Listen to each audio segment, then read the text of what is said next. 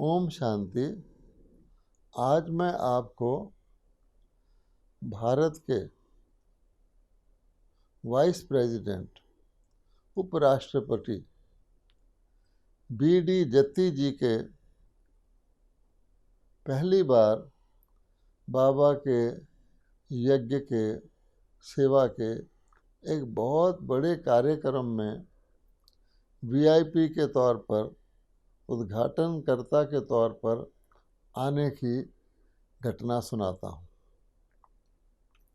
BD. जत्ती जी दिल्ली में vice president बने तो हम सब लोगों से मिलने जाते ही रहते थे, तो हम उनसे मिलने जाते रहते थे। और वो ब्रह्मा कुमारी को पहले से जानते थे कर्नाटक से, तो हमको समय दे देते थे और हम बड़े प्यार से उनसे बात कर रहे होते थे। तो अचानक उनका एक सेक्रेटरी था, जो ही वो उनके पीछे आके खड़ा होता था तो बी.डी. जत्ती जी सारी बातचीत को जल्दी जल्दी पूरा कर देते थे। ये हमने हर बार का अनुभव किया।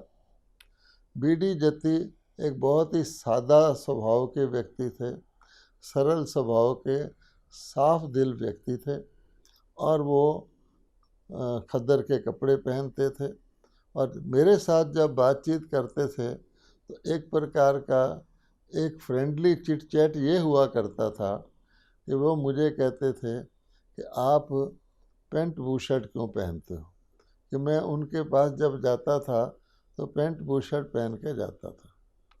और मैं उनको कहता था कि देखिए कि किसी भी मिनिस्टर के या आपके घर में प्रवेश करना हो, या तो व्यक्ति खद्दरधारी हो तब प्रवेश करना गेट वाले अलाउ करते हैं, या वो एक पैंट बूशर्ट की ड्रेस में तब अलाउ करते हैं।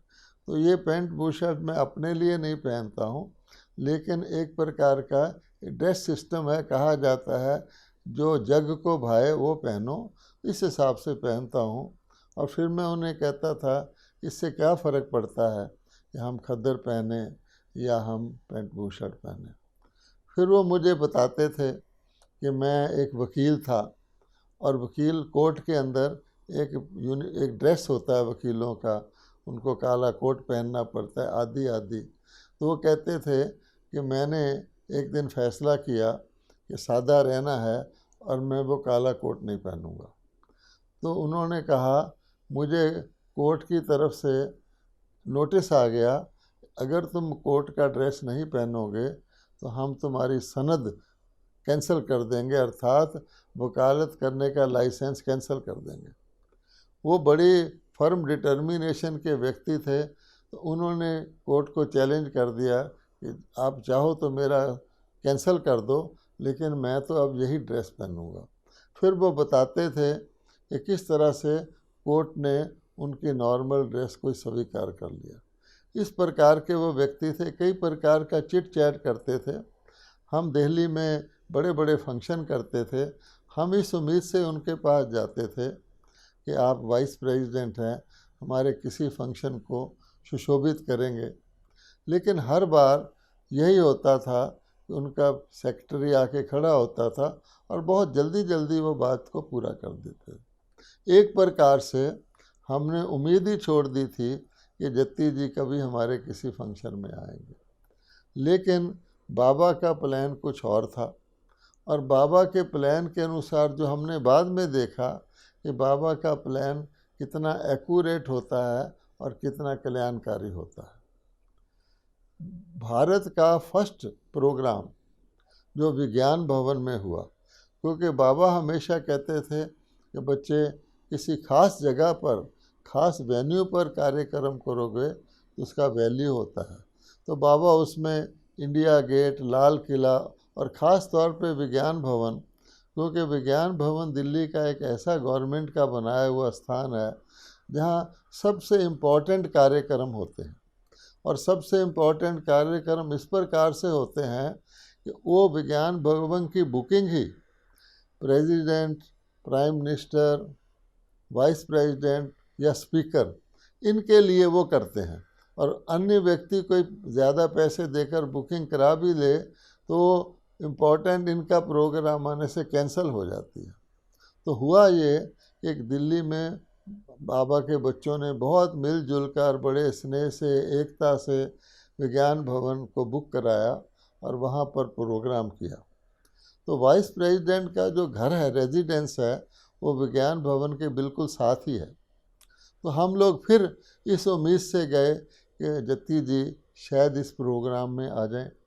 तो हमने देखा जैसे बाबा ने उनको टच कर रखा था, ड्रामा में वो घड़ी आनी थी, तो जत्ती जी ने उस प्रोग्राम को इनॉग्रेट करना स्वीकार कर लिया और सचमुच वो उस प्रोग्राम में आए। जो पहला हमारा विज्ञान भवन का प्रोग्राम था बाबा का, और उन्होंने उसका उद्घाटन किया। माथे पे बहुत चंदन के तिलक लगाए हुए थे, सादा स्वभाव उनका था। और इस प्रकार से हमारी संस्था का स्टेटस जो धीरे धीरे बढ़ा, बाबा ने कहा वीआईपी से आवाज़ निकलेगा, सरकार इसमें शामिल होगी, उसका पहला श्रेय जो है जो बीडी जत्ती जी को जाता है। तो उन्होंने उस प्रोग्राम का उद्घाटन किया। सारे ब्राह्मणों में एक उमंग उत्साह की लहर बैठ गई और अन्य वक्ता भी जो आए वो भी उच्च श्रेणी के आए, अब मुझे याद नहीं है।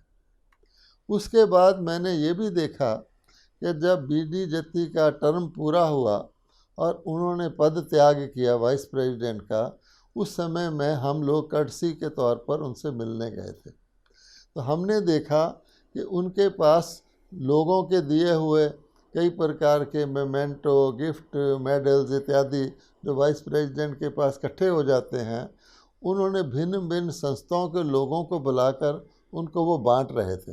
ये भी हमने देखा। कोई धार्मिक मूर्ति थी तो इस्कॉन वालों को दे रहे थे। इस प्रकार से अपनी सब चीज़ें वो बांट रहे थे। हमें बड़ी खुशी हुई। इसके बाद हमारा मिलना उनसे बेंगलोर में हुआ। तो कुछ वर्षों के बाद बेंगलोर में, कर्नाटक में विधान सौदा, वहाँ की जो असेंबली है, वहाँ पर ब्राह्मणों ने एक बहुत बड़ा प्रोग्राम रखा जो उस स्टेट में सबसे बड़ा प्रोग्राम था। तो मैं भी वहाँ गया सेवा करने के लिए। तो सब ने ये सोचा कि BD Jatti ji retired vice president of India हैं, क्यों ना इनसे उसका उद्घाटन कराया जाए। तो उसी प्रकार से मैं और मृत्युंजय भाई उनसे मिलने गए। तो उनके घर में गए तो हमने देखा कि उन्होंने अपना नीचे का घर किराए पर दिया हुआ है, नीचे गाय बंधी हुई है और ऊपर की मंजिल में वो रह रहे हैं। तो हम उनसे मिलने गए, अपॉइंटमेंट लिया हुआ था। तो मैंने देखकर हैरान हुआ कि जत्ती जी अपने सामने गीता खोलकर बैठे हुए हैं और थोड़ी सी उदास मुद्रा में है। तो मैंने उनको कहा कि जत्ती साहब, आप गीता खोल के बैठे हैं। कहते हैं हाँ, मैं सोच रहा हूँ, मैंने सारी ज़िंदगी भर ईमानदारी करी, उससे मुझे कुछ लाभ हुआ। फिर उन्होंने वर्णन करना शुरू किया कि वहाँ के अन्य पदाधिकारियों का, कि वह लोग भ्रष्टाचार करते हैं, पैसा लेते हैं, आज वो मौज में हैं और मैं देखो यहाँ बैठा हूँ, नीचे का मकान किराए में दिया हुआ है और मेरा पास कोई साधन भी नहीं है, मेरे पास अपनी कार भी नहीं है। तो मैंने कहा जत्ती साहब, हम तो आपको वर्षों से जानते हैं, आप इतने सादा व्यक्ति, आप ये बात क्यों सोच रहे हैं? तो उन्होंने कहा मैं देख रहा हूँ। तो मैंने कहा आपके बच्चे वगैरह भी तो आपकी हेल्प कर, कहते वो भी इसी प्रकार के ही हैं। तो फिर मुझे याद आया कि जब हम उनके घर जा रहे थे, उससे कुछ पहले एक बसप्पा कम्युनिटी सेंटर बना हुआ था जो उनके नाम से था। तो मैंने उनको कहा, हम रास्ते में आ रहे थे, हमने देखा आपके नाम पर तो आपने कम्युनिटी सेंटर बनाया हुआ है। तो वो स्मृति में आ गए और बहुत खुशी में सुनाने लगे कि अरे भाई हाँ, वो कम्युनिटी सेंटर बनना था, कम्युनिटी सेंटर। तो मैंने बेंगलोर के गणमान्य व्यक्तियों को बुलाया, ये सेवा की बात है। तो सब ने बहुत बहुत सहयोग दिया। तो उसमें वो खो गए अपने, उस जो उन्होंने अच्छा कर्तव्य किया था, कम्युनिटी सेंटर बन रहा था। तब मैंने देखा उनकी वो उदासी दूर हो गई, उनमें खुशी की लहर आ गई।